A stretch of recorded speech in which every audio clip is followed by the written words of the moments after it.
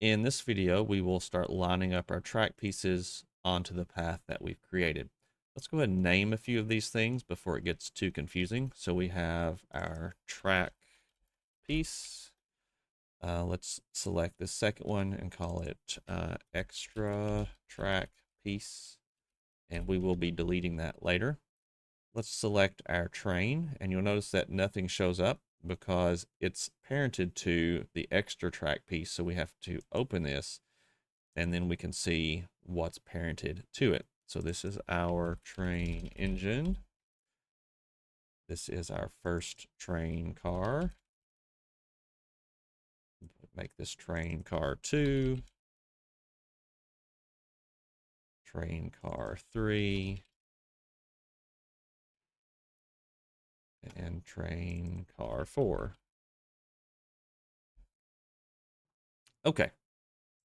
Select your main track piece, and we're going to do a couple of things. One, we want this to be the correct length so that it fits perfectly on our path.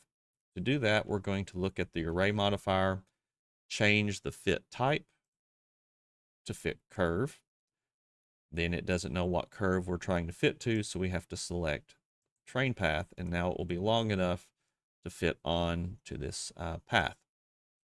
Next, we're going to add the curve modifier.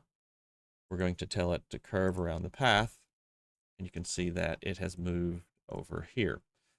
Now, we have a little bit of deformity. Let me see. I believe this should solve the problem.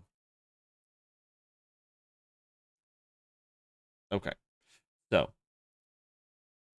the curve modifier is a little weird in that if you have a value in the location, it will deform or change it based on that number. So we need to keep all of these numbers at 0, and that way it will correctly curve around. You'll also notice that it's down below. So for this, we can change the Z value. I'm just going to left click and drag this number, and you can see you can go up or down. And I'm just going to move underneath, and I'm going to grab this on the Z axis until you can see a little bit of that poking through, because these pieces will be down in the dirt. So you're going to have part of this going underground. Now, this is much too large compared to the mountains around us. So if we hit S to scale, we can shrink this down, and I want it quite a bit smaller. I want our train to be really small in comparison to the landscape around it. You'll notice that our train piece is now too short because we've changed the scale. And in a second, we will fix that. But before we do, we need to come over to our train pieces, because when we apply that scale, these are going to revert back to their other size. Right now, they are the correct size to fit on our train track.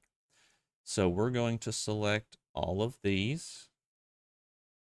We're going to hit Control A and apply scale. Now, we've got some errors, mostly because this has drivers attached to it, and we can't apply this number because it's not, it's attached to something else.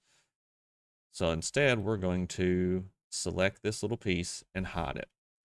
Select all of these pieces, hit Control A and scale, and we're still having trouble because they are parented to this object that has the driver. So let's select just our train cars, not the wheels. We're now going to hit Control P. I'm sorry, we're going to hit Alt P, and we're going to clear the parenting to that piece, and we're going to keep the current transformation, their current scale.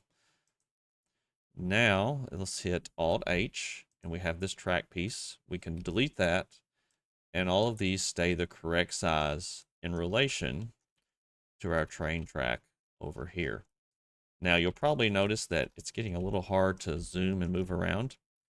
So when that happens, especially when you have large scenes and you're moving back and forth a bit, you can go to View, align, and let's center view to the cursor, which is in the center of our world, and then it will move around like normal. So now that we've fixed our train, we can select our train track, hit Control A, scale, and now this will be the correct length to go around perfectly on our track. In the next video, we will start moving our train engine over and animate it so that it actually moves around the track.